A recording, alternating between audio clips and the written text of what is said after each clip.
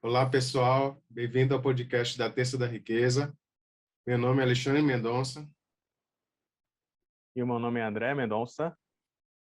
Nós somos da Mover Educação Financeira e hoje nós vamos comentar sobre os 4 pré-requisitos para atingir a máquina da liberdade financeira. Se você gostar do conteúdo desse vídeo, lembre de compartilhar com quem possa se beneficiar desse conteúdo, ok?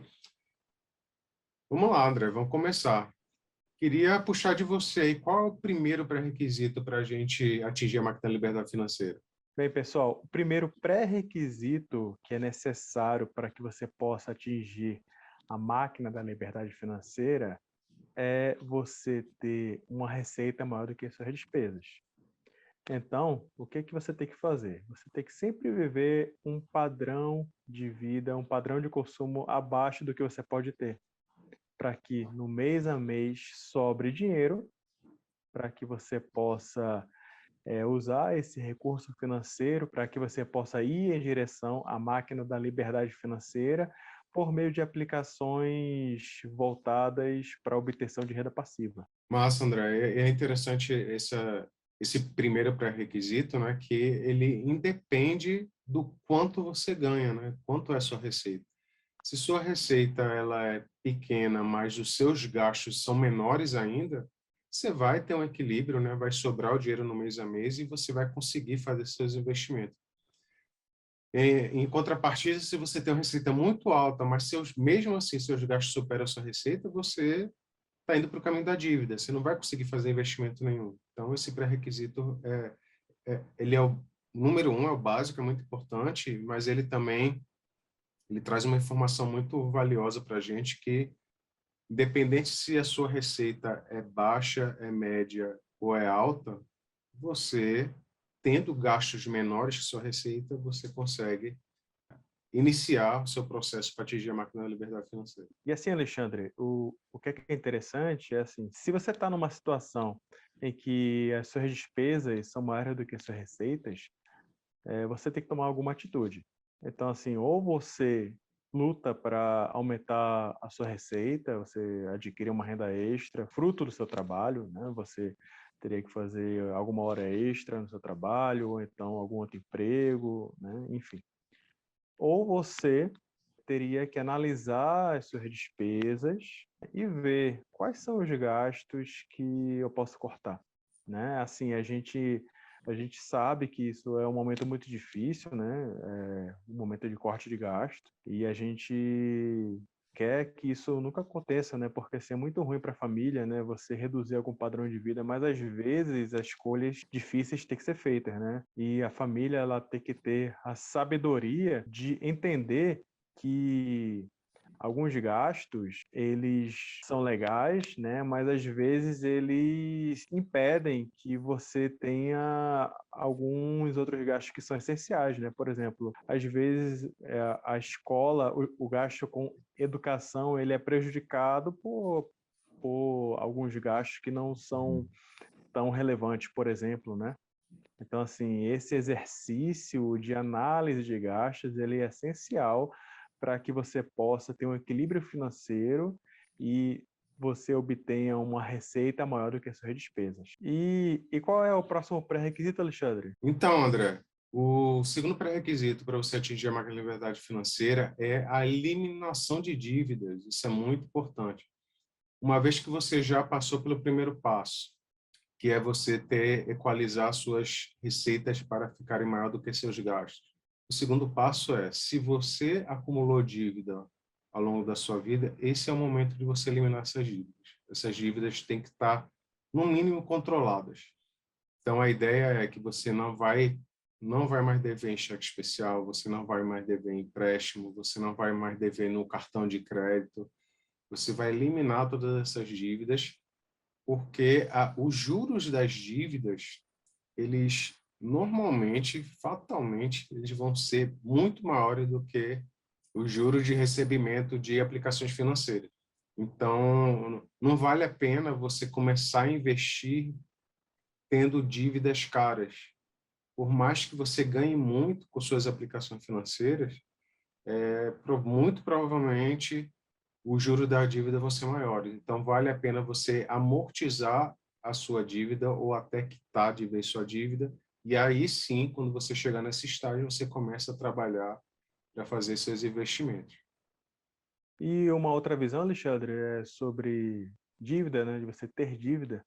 Porque é o seguinte, se você considerar uma família, uma pessoa como se fosse uma empresa, né? Essa família, essa pessoa, ela tem um balanço patrimonial, que tem os ativos e os passivos. Ativos é tudo que dá dinheiro para você. Você tem ações que geram dividendos, você tem algum imóvel, né, que ele gera receita de aluguel, fundos imobiliários também geram receita todo mês, né? E, por outro lado, temos os passivos, né? Que é tudo que tira dinheiro de você. Então, se você tem uma dívida, você tem um passivo. Você tem que correr para eliminar esse passivo, para você tirar essas dívidas, porque as dívidas, elas, em última instância, elas são um peso para você ficar rico, né? Para você aumentar o seu patrimônio. Então, olhando por esse lado, é uma prioridade que você elimine dívidas. É exatamente isso, André. E uma dívida que eu acho que vale a pena comentar e que quase todo mundo tem essa dívida, carrega sua dívida, é o cartão de crédito. Mas algumas pessoas podem perguntar, mas eu não pago o valor mínimo, eu pago o valor cheio do cartão de crédito. Certo, mas você, toda vez que você comprou no cartão de crédito, você está comprometendo o mês seguinte. E chega no mês seguinte, você está com parte da sua receita comprometida com gasto que você já consumiu em meses anteriores. Isso é uma dívida, sim.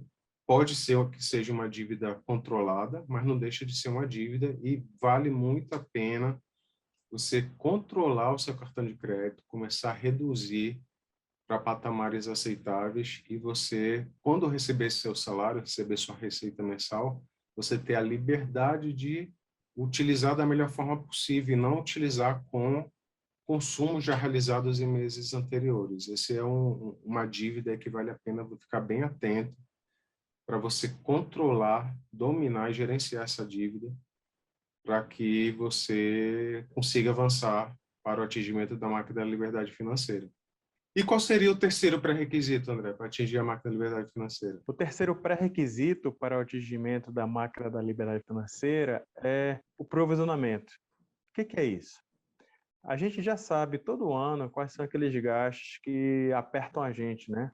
São impostos, IPVA, IPTU, uniforme das crianças, material escolar, alguma viagem que sempre acontece e sempre a gente reclama, caramba, vai ter esse gasto aquele mês, meu Deus do céu, as coisas vão apertar. Então, um pré-requisito essencial é que você faça o provisionamento desses gastos que você já sabe que vai ter, para que quando chegar no mês que você tiver que efetivamente realizar o gasto, você já tem aquele dinheiro guardado. E eu queria saber de você, Alexandre, como é que seria uma boa forma de a gente fazer isso, fazer o provisionamento? Então, André, a ideia é que você pega esses gastos eventuais que acontecem ao longo do ano, gastos que acontecem uma vez no ano, duas vezes no ano, e você pega esse valor desse gasto anualizado e divide por 12, e todo mês você vai pegar esse valor, desse resultado dessa divisão, e vai investir num investimento que você consiga sacar sem risco quando for realizar o pagamento relacionado com aquele provisionamento. Então, de uma forma mais exemplificada, você vai pagar seu IPVA em fevereiro, por exemplo, você já começa de março até fevereiro do ano seguinte, todo mês você coloca um dozeavo no investimento e que quando chega no fevereiro do ano seguinte, que você vai pagar de novo o seu IPVA, você já tenha o valor integral do pagamento do IPVA, que você simplesmente resgate esse valor do seu investimento, pague à vista esse IPVA, por exemplo, e naquele mês, que é o mês de fevereiro do pagamento do IPVA, você não vai passar um mês apertado, você não vai passar um mês que não sabe de onde tirar o dinheiro para poder ter um bom mês, um mês que você faça seus investimentos, um mês que sua receita seja maior do que seus gastos, um mês que você não vai gerar dívida. Então, vale muito a pena você se organizar para ir provisionando ao longo do ano para poder não passar aperto nos meses que você tem esses gastos eventuais. Também falaria sobre o provisionamento, ele gera alguns benefícios muito interessantes. Primeiro, a pessoa fica tranquila, né? Ela já sabe o que vem pela frente, ela não se assusta com aqueles meses mais pesados e ela dorme tranquila, né? Ela não tem aquela preocupação de passar um mês apertado, como você falou, né, Alexandre? Outro benefício é que se ela já está antecipando esse gasto por meio de uma aplicação, né, que você já vai fazendo ela ao longo do tempo, você já vai ganhando juros, né? Você vai ganhando rentabilidade. E por último, sempre que você tem o dinheiro à vista, você consegue um desconto, né? Então você fica tranquilo, você ganha juros e você ganha um desconto, você ganha em tudo. E agora, Alexandre, qual é o último pré-requisito necessário para a gente obter a máquina da liberdade financeira? Fale para a gente. Então, André, esse último pré-requisito seria a reserva de emergência. A reserva de emergência é um valor correspondente a 6 meses de seu gasto mensal, que você investe numa aplicação de liquidez diária, de rentabilidade sempre positiva e, melhor ainda, que seja acima da inflação, que você consiga fazer esse tipo de investimento com o seguinte intuito: toda vez que você tiver uma emergência, seja ela qual for, você vai cuidar da emergência ao invés de cuidar do dinheiro.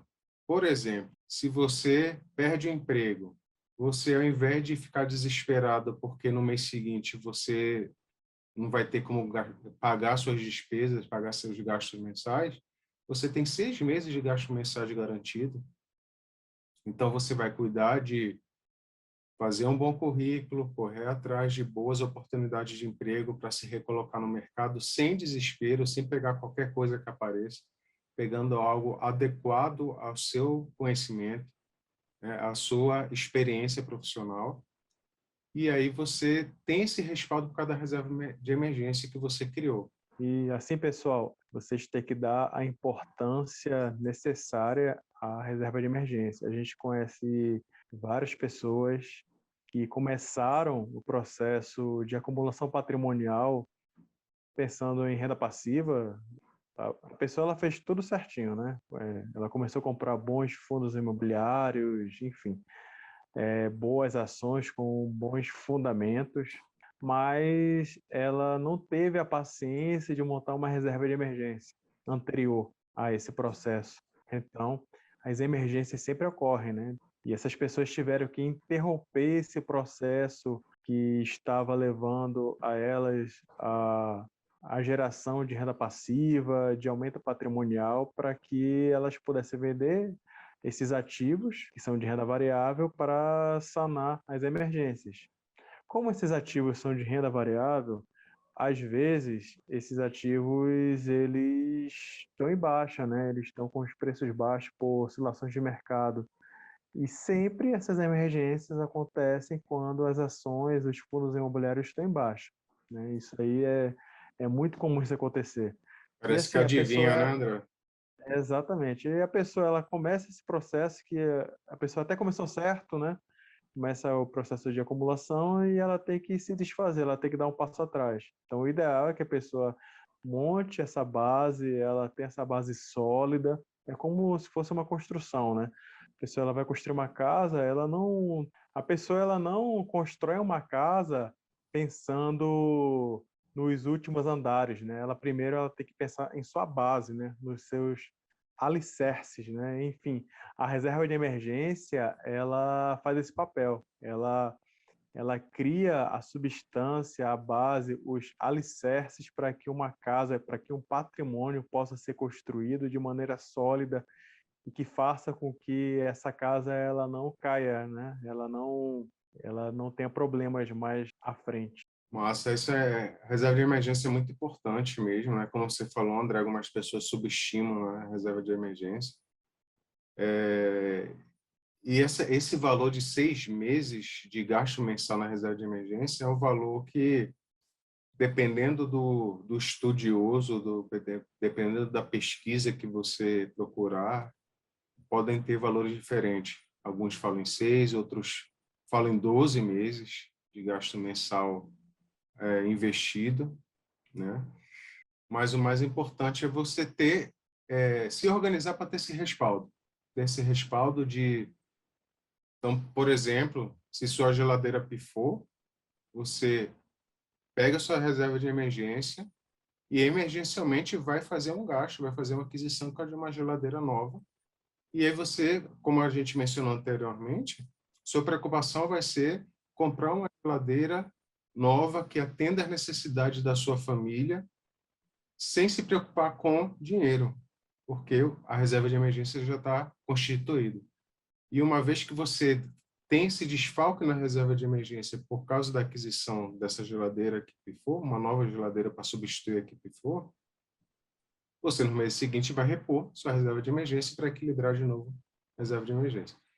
Se você está numa situação que suas receitas são maiores do que seus gastos, você não tem dívida ou tem um pouco de dívida que é uma dívida controlada, você já faz provisionamento o suficiente para que gastos eventuais ao longo do ano, você, nesses meses que acontecem esses gastos eventuais, você não precisa se apertar, não precisa se endividar. Você consegue ter um mês tranquilo. E se você já tem sua reserva de emergência minimamente formada, você está esperando o quê para correr atrás da sua máquina de liberdade financeira? Né? Você está com a faca e queijo na mão, os pré-requisitos já estão montados. É só você seguir os passos para atingir a máquina da liberdade financeira. Se você gostou do conteúdo desse vídeo, não deixe de compartilhar com as pessoas que possam se interessar, possam se beneficiar com esse conteúdo. Acompanhe a gente nas redes sociais, Instagram, Facebook, YouTube. E até o próximo episódio do podcast da Terça da Riqueza. Um abraço, pessoal. Tchau, tchau, pessoal. Até mais. Fui.